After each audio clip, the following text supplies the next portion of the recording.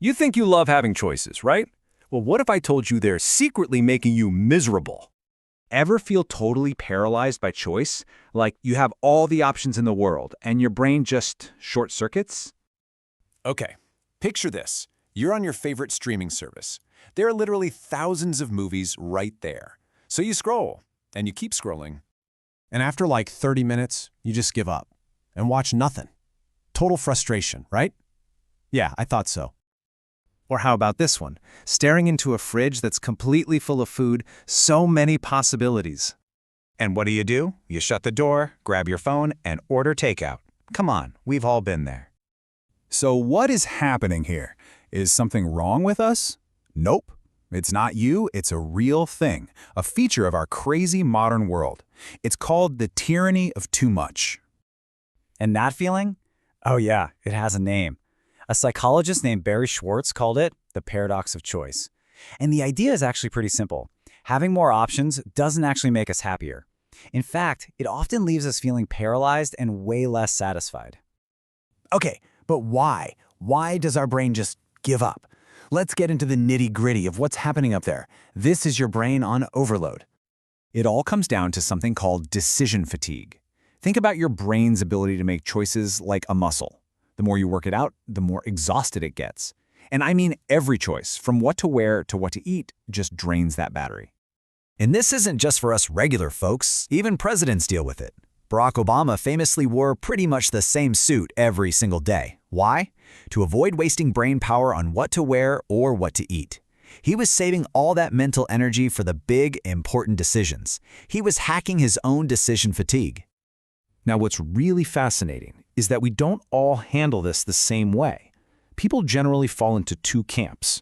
You're either a maximizer or a satisficer. So which one are you? All right, so maximizers. These are the perfectionists. They have to research every single option out there to make absolutely sure they're picking the best one. Then you've got the satisficers. They have a few key criteria, and the second they find something that checks the boxes, something that's good enough, they pull the trigger and move on with their life. So you're probably thinking the maximizers are the winners here, right? I mean, all that research has to pay off. And you'd kind of be right. Studies actually show they earn about 20% more in their starting salaries. But, and this is a big but, wait for it, they are way less happy. We're talking less satisfied with their jobs, way more likely to feel regret, and they're constantly haunted by the thought that maybe, just maybe, they could have made an even better choice. That search for the absolute best, it literally makes them miserable. So it's not just our own psychology we're up against. There's this other, kind of sneaky force at play, an invisible hand that's shaping our choices when we're not even looking. This is what's known as choice architecture. It's all about how choices are presented to you. Think about why the candy is at the checkout line in a grocery store, or why an app has certain default settings. Trust me, none of that is an accident. It is all meticulously designed to nudge you. You know, there's this great story by David Foster Wallace about two young fish swimming along. An older fish swims by and says, "Morning, boys. How's the water?" The two young fish swim on for a bit, and then one of them looks at the other and goes, "What the hell is water?" See, choice architecture, that's our water. It's all around us, all the time, and most of us don't even notice it's there.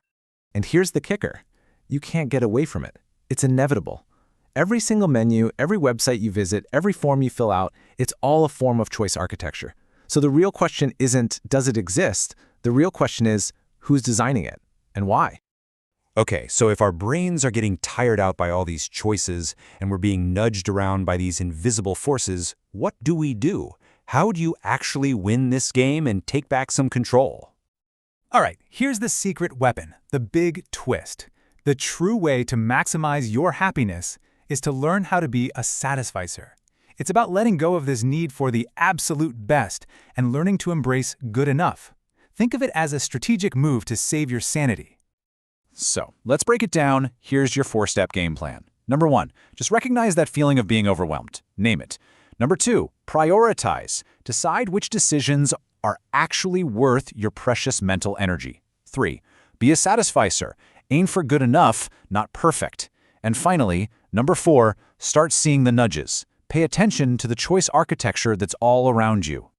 Because here's the thing, once you start seeing the architecture, you can't unsee it. Which brings us to the final big question. If this stuff is literally everywhere, who's designing your choices?